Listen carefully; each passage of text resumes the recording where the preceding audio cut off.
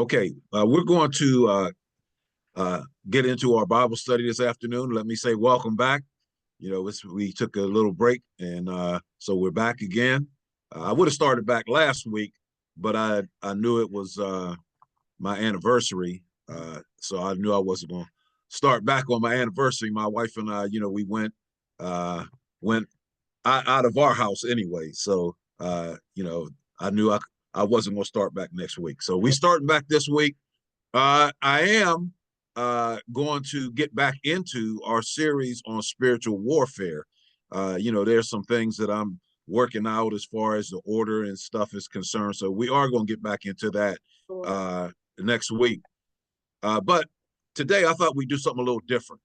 I actually, years ago, spoke at a conference, and one of the topic of the conference was the mountains that we face. And so they wanted me to do something from the Bible about mountains in the Bible. And so that's what I'm going to talk about this afternoon. Let me share my screen, and we're going to talk about mountains in the Bible.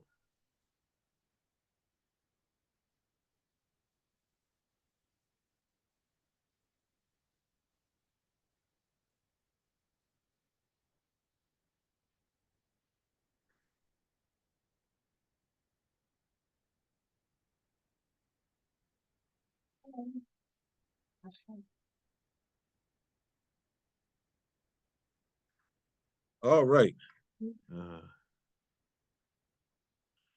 Okay. So we're going to talk about challenging mountains in the Bible.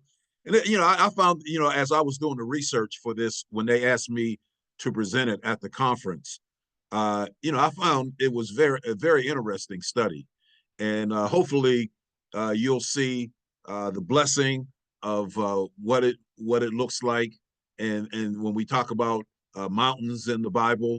But I wanted to begin by saying that there's a lot of references to mountains in the Bible. Some of the most important mountains. So if you have the notes before you, you could probably rattle off some of the most important mountains. So let me just throw out a name, and I'll pause for a second, the name of a mountain, and I'll pause for a second. And if you haven't looked at the notes yet, see if you can make the association. Now, I know this is not, raise your hand or anything like that. It's just in your mind. In your mind, just see if you could make the association. Mount Sinai. Mount Sinai. What do we associate that with? Quick pause. And Mount Sinai was the place where Moses received the law, where he received the 10 Commandments. What about Mount Nebo? Mount Nebo. Well, that was the mountain. Remember, God told Moses that he wasn't going to enter the promised land, but God did let Moses see the promised land. And so he took him up to Mount Nebo, and that's where Moses saw the promised land. It was at Mount Nebo. And yeah, actually, that was where Moses died. We after that, we don't hear anything else about Moses. He went up there, died. They couldn't even find his body. So that was the place of death for Moses and where he saw the promised land. What about Mount Ararat? I'm not talking about Mount Ararat Baptist Church in East Liberty. Mount Ararat. Okay, some of you got this one. That was the place where Noah's Ark landed after the flood. That was the place where Noah's Ark landed after the flood. What about Mount Hermon? Mount Hermon. That's mentioned in Psalm 133, where it talks about, behold, how good and beautiful it is for brethren to dwell together in unity. And it talked about Mount Hermon. And Mount Hermon is snow-capped mountains over in the northern part of Israel. What about the Mount of Transfiguration? The Mount of Transfiguration. That's where Jesus took Peter, James, and John up into the mountain, and Jesus was transfigured, and Moses and Elijah appeared with Jesus in the transfiguration. So how did you do on that little test about mountains in the Bible? Did you get them all right? If you did, give yourself 100. If you miss one, give yourself 90. I'm just kidding. All right. So mountains in the Bible. So we are going to focus on some of the more challenging mountains in the Bible. The conference that I spoke at, the theme of the conference was "Give me this mountain, give me this mountain." And so again, they asked me to kick things off and talk about mountains in the Bible. So I gave a presentation on mountains in the Bible. So this is that presentation that I gave at this conference. So you guys are getting the benefits of this presentation, and you didn't have to pay the conference fee, which was about $300 or $400. You didn't have to pay for a hotel room for 3 or 4 days. You didn't have to pay to fly or drive there. You just sitting in your living room, and you're getting all the benefits of that lesson that I taught that day. Amen. All right, let's go ahead and get started, and we're going to kick it off with Mount Moriah. And again, remember, I'm focusing on some of the more challenging mountains in the Bible. And Mount Moriah was the mountain of testing. It was the mountain of testing. If you want to follow along in your notes, you see here that sometimes trying things happen in our lives, and we have to discern whether those things are tests or trials. Well, you might ask, what's the difference? Well, a trial is from Satan, right? Satan sends trials and temptations into our life. Whereas, and James tells us that in James 1:13, but God tests us to purify our faith. Have you ever thought about when something is going on in your life, maybe something bad, a trial is going on in your life, and have you ever stopped and thought, now, is this from God or is this from the devil? Okay. Now, I'm going to say some things here in a second, but when we look at Abraham, the patriarch, he was taken up on Mount Moriah, and his faith was put to the test. So we see that God was all in this. It wasn't the devil. The devil wasn't in this, but it was God who was telling Abraham to go up and to sacrifice his son Isaac. Mount Moriah is located in the city of Jerusalem, and is currently, if you've been to Israel, you know that the Muslims have control of this area. It's called the Dome of the Rock. I remember when I was in Israel, and we went up on the Mount Moriah, and that's where the Muslims control that area now. Also, Mount Moriah was a place where many people believe that Christ was crucified. So just like Isaac was offered up on Mount Moriah, many people believe that Christ was offered up on Mount Moriah also. God blessed Abraham and Sarah with a child, and they waited. Abraham around 100, Sarah was 90 years old, and God, finally blessed them with a child after all those years. And now God is telling them that, or telling Abraham, anyways, that he should go and offer his son as a sacrifice. Now, I'm going to be starting a Lenten. We usually do a Lenten series, and so this year, our Lenten series is coming from Hebrews chapter 11, and we're going to be talking about faith. Traveling the road to the resurrection by way of faith. So we're going to be looking at faith. And one thing in Hebrews chapter 11 that we see is that Abraham, now you don't get this in the text when you read it back in Genesis. You don't necessarily see this, but the writer of Hebrews brings this out when he talks about Abraham offering up Isaac. And notice what he says in Hebrews chapter 11, verses 17 through 19. By faith, Abraham, when he was, notice the word here, tested. And I was looking, some translations say tried. When he was tested.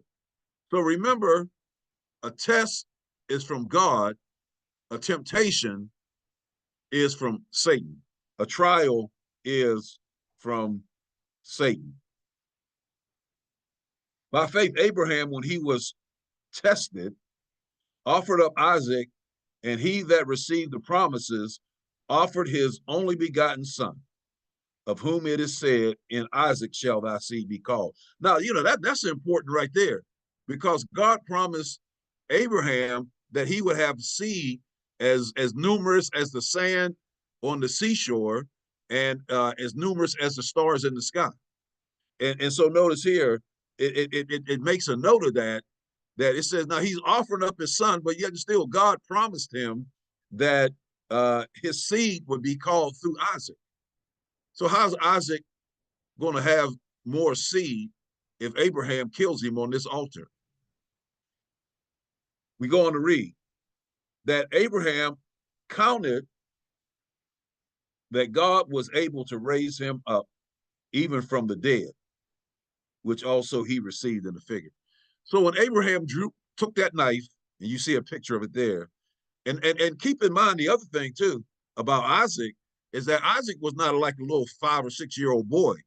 Isaac was, many people believe, maybe even a grown man, or at least 16, 17 years of age. So Isaac was no baby, and so he laid on the altar, and Abraham, according to Hebrews, believed that if he took that knife and he, stuck it in his son and killed him, watch this now,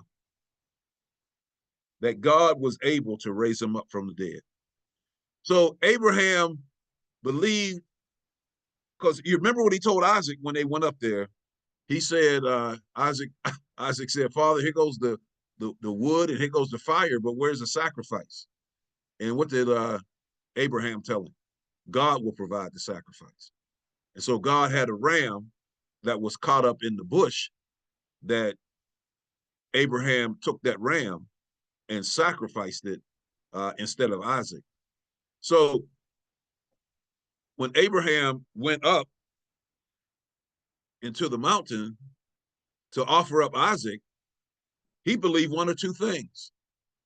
He believed that either God was going to provide a sacrifice, which he did, that ram in the bush, or that if he killed Isaac, that God was going to raise Isaac from the dead.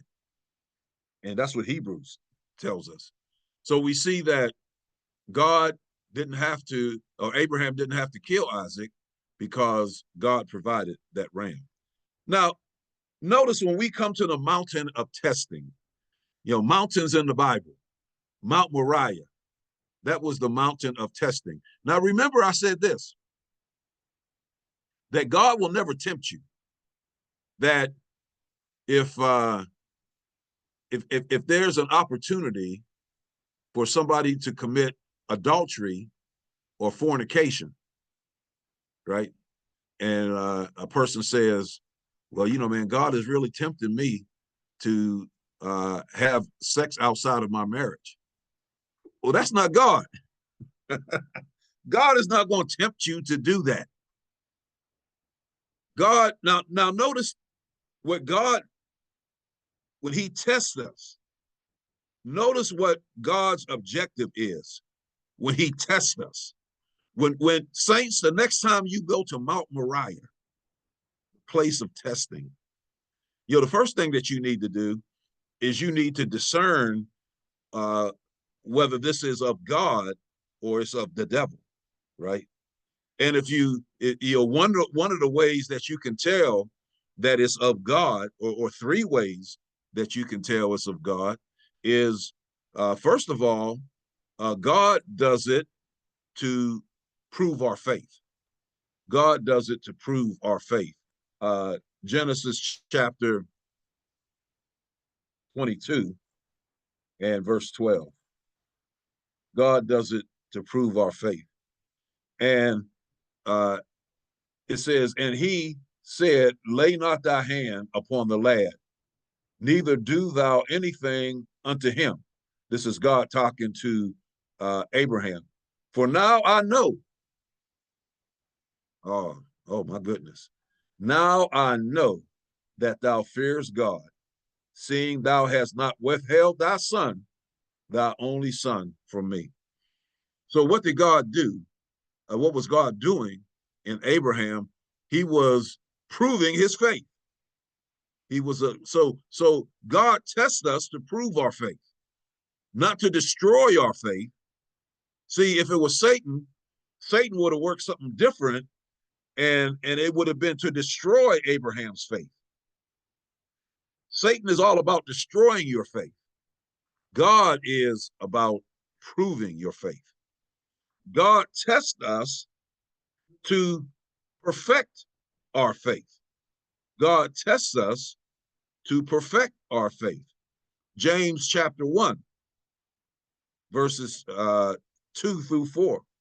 My brethren, count it all joy when you fall into various trials, knowing this, that the testing of your faith worketh patience. Let patience have her perfect work, that you may be perfect and entire, lacking nothing. God brings trials into your life to perfect your faith.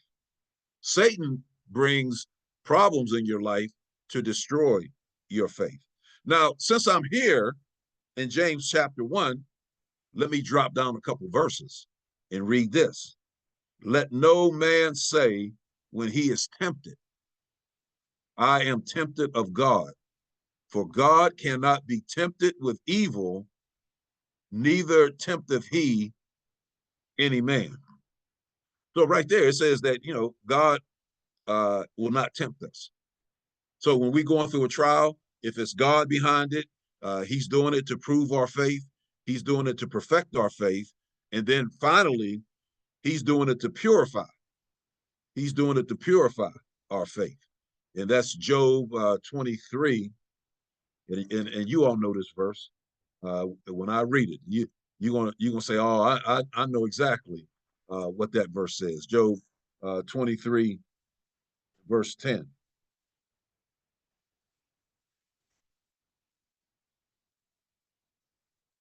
But he, this is Job speaking, but he, who is he? God.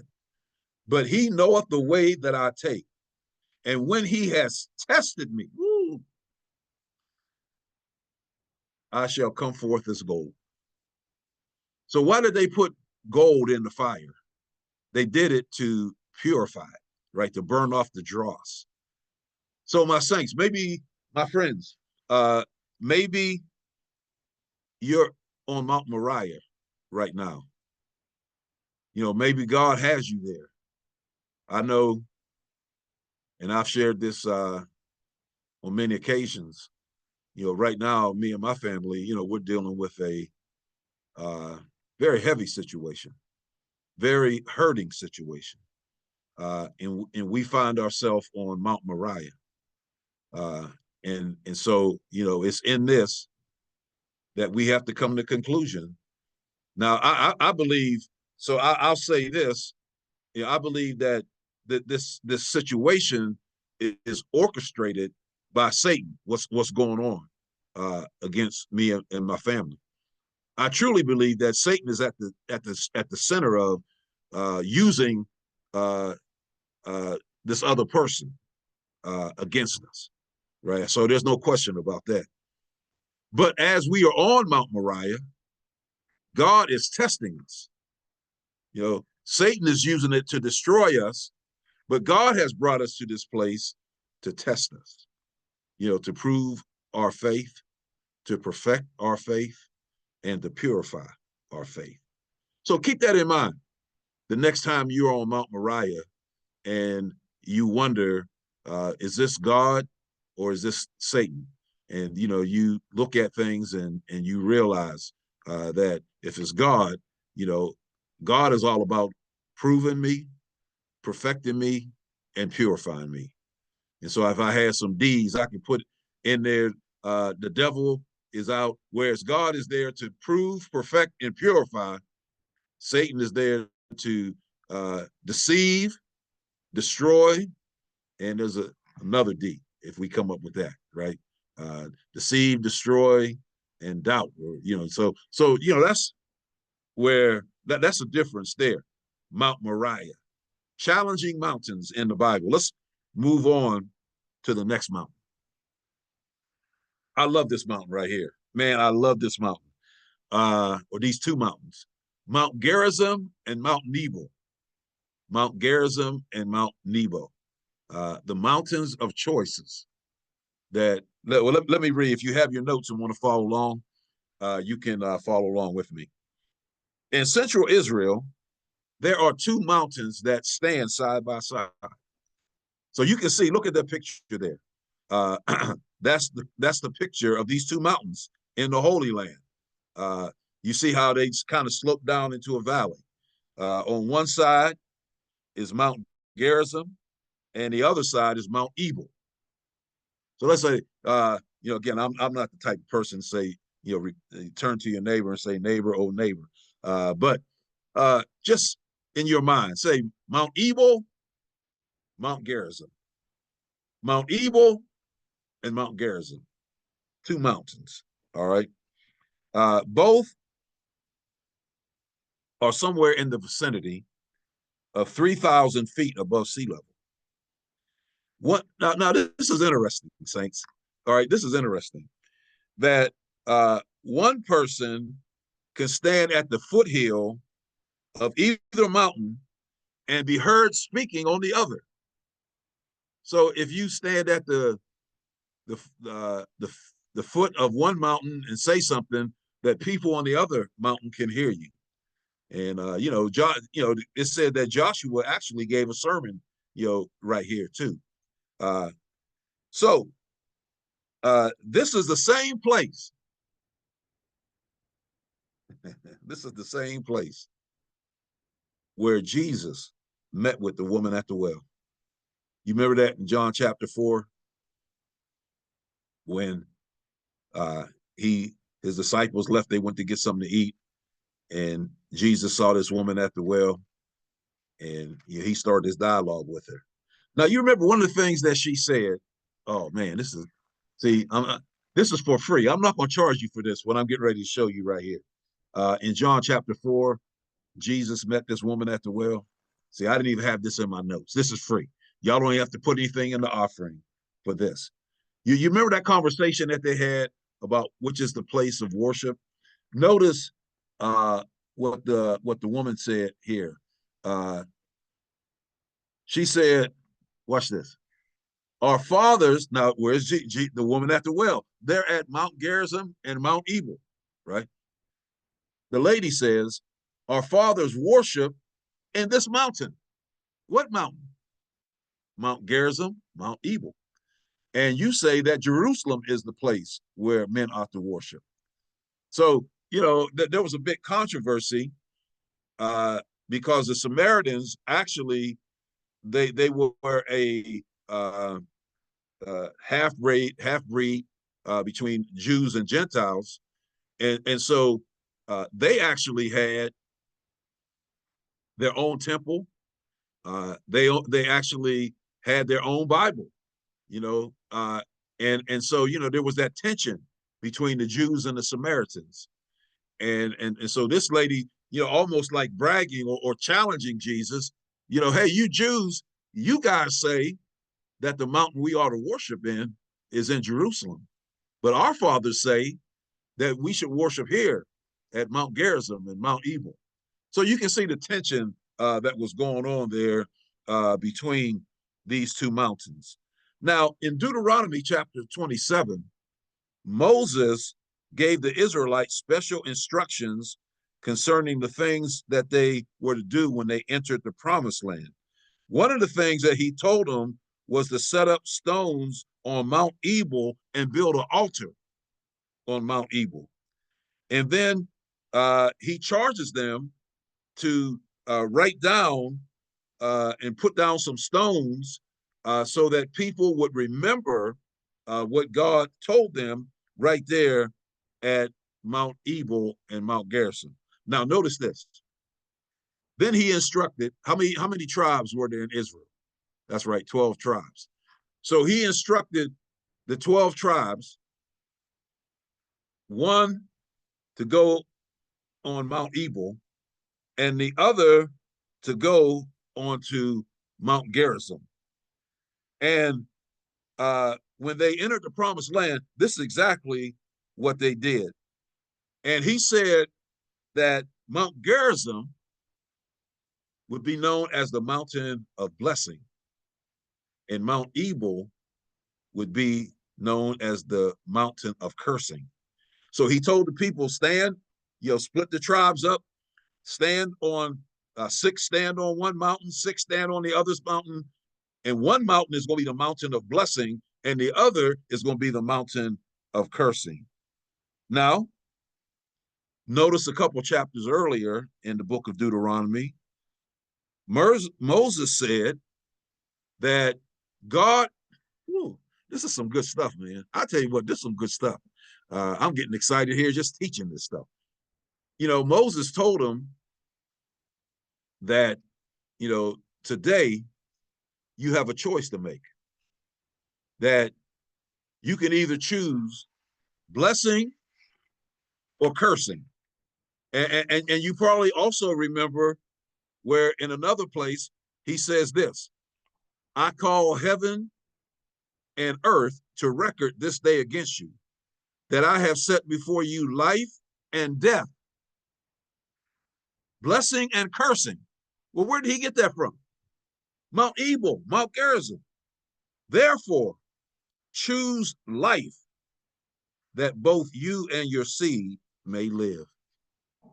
So the reason that God put these people on the two separate mountains was to let them know that one mountain was a mountain of blessing, and another mountain was the mountain of cursing. And that when they stood in between, God says you have a choice to make.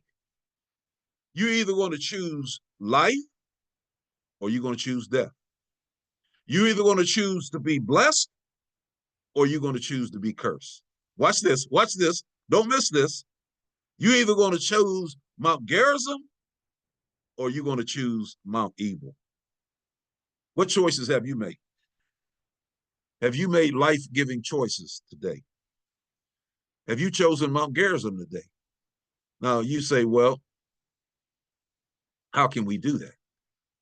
I think that, when we spend time with the Lord, we are choosing life, right? We are choosing to put ourselves in a place that is going to give us spiritual life. What choices have you made today for life? What choices have you made today for blessing? Notice what I have up on the screen. Some things that we can choose. You can choose a good name. I'm sure that you all heard this. Maybe your parents told you this. That name that you're taking out there in the streets is a good name. And I want you to bring it back the same way you took it out. And what were they saying? Do the right things. Make good choices. Choose things that will support your name. I thought TL had a powerful message on Sunday, when he talked about the name. And he talked about, whose name do you have on your shirt? That you representing the name that you have, right? And he talked about living up to the name. Well, choose a good name. And what does it mean to choose a good name? It means that you choose to do the right things. You make conscious choices. I remember when my kids were growing up and they got to the place where, they would go out, whether they were teenagers or even young children, they would, going outside or, going to different functions. My wife would always tell them, make sure you do the right thing. Make sure you do the right thing. What was she telling them? She was telling them, choose a good name, choose to uphold that name. I think of people that have had parents that have lived in a life of integrity and done great things, and then maybe they had a wayward child, and people will look at that child, and a lot of times what will the thoughts be? The thoughts will be, well, you know what, you kind of bringing down the good name of your parents, right? Why? Because they didn't choose to live up to that name. So when you come to Mount Ebal and Mount Gerizim, one is a place of blessing, the other is a place of cursing. You have to make a choice. We can choose to make a good name. We can choose to avoid sin. I love what it says about Moses in Hebrews 11. It says that he chose to endure the afflictions rather than to enjoy the pleasure of sin for a season. He chose to avoid sin. Moses, he could have lived up in Pharaoh's palace, lived a life of luxury, kicking back, drinking cold lemonade on a hot summer day, right? But he chose rather to choose affliction with the people of God rather than to enjoy sin for a season. We have to make that choice. It's interesting. I don't know about you, but I seem to be sometimes on a perpetual diet where I'm trying to eat healthy. And it's just interesting. Even something that simple, it comes down to choice. What are you choosing to eat? The choice. You can choose to, eat a healthier lifestyle, or you can choose to eat a less healthy lifestyle. Now, again, I'm not saying that, it's anything wrong with, eating certain things. That's not my point. My point is that when, you are making up your mind that you're trying to do something, that you have choices to make. And you have to make the choices that's going to help you to reach your goals. So again, you can look at it either I'm going to choose the blessing, or I'm going to choose to be cursed. Okay, we can choose to avoid sin. We can choose to avoid to grow spiritually. You remember Mary and Martha, and how that Martha was cumbered about with much serving, and Mary sat at the feet of Jesus. Mary chose to grow spiritually. We can choose to serve the Lord. Joshua said, choose you this day, in Joshua 24:15, who you will serve. But as for me and my house, we will serve the Lord. You make a choice. There's a whole lot of people that are choosing to serve other things, choosing to serve the dollar bill, choosing to serve relationships. But he says that we should serve the Lord. Joshua said, as for me and my house, we're going to serve the Lord. And then we can choose things that give us life. Again, I quoted this verse, but let me just go back real quick in the book of Deuteronomy, verse 30 and verse 19. Deuteronomy chapter 30 and verse 19. And again, we see that Moses is calling people to order. And he says in verse 19, I call heaven and earth to record this day against you. I have set before you life and death, blessing and cursing, Mount Gerizim and Mount Ebal. Choose life, that both thou and thy seed may live. So we have to choose things that are going to give us life. So again, I go back and I say that when, I don't spend time with the Lord, that I'm actually choosing something that's not life-giving, right? I've made a choice not for life, but I've made a choice for death. When I make a choice to not serve the Lord, right? That's a death choice. So, we could go down and look at these things that I have on the screen here. We could choose a good name. That's life.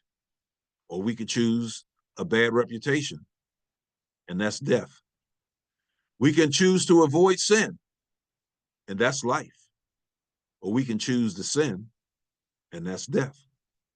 We can choose to grow spiritually, and that's life. Or we can choose to not grow spiritually, and that's death. We can choose to serve the Lord, and that's life. Or we can choose not to serve the Lord, and that's death. We can choose the things that give life, and that's life. Or we can choose the things that give death, and that's death. And so when we look at mountains, Mount Gerizim and Mount Ebal, the mountains of choices. So, these mountains, have a great significance. Again, we looked at Mount Moriah and we saw that as the place of testing. We looked at Mount Gerizim and Mount Ebal, and we see that as the place of choices. And let's move on, and I'm going to cover this one, and then we'll move on to the next one next week. Mount Carmel. This is the mountain of confrontation with evil. Mount Carmel. The Apostle Paul said, if I'm back in the notes now, under Mount Carmel, the mount of confrontation with evil.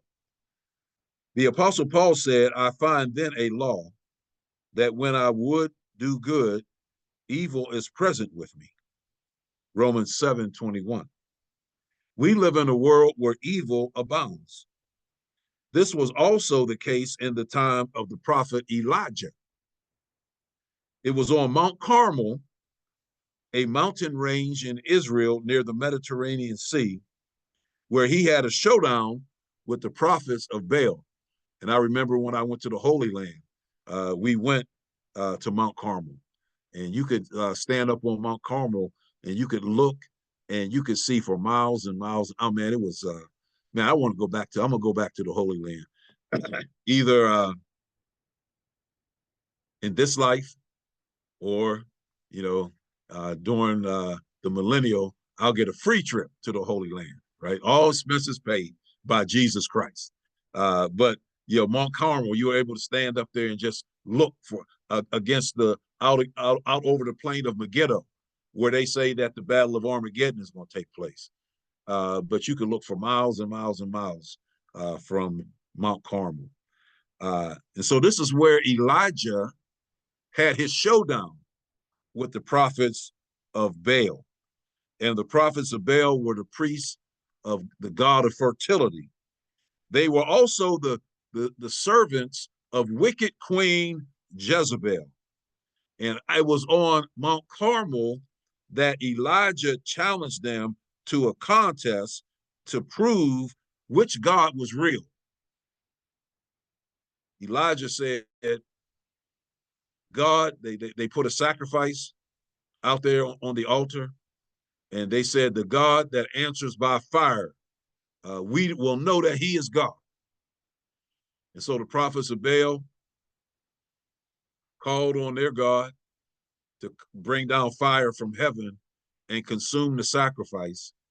And the Bible says that they danced and danced until it was noonday and past noon, and they danced and danced and nothing happened.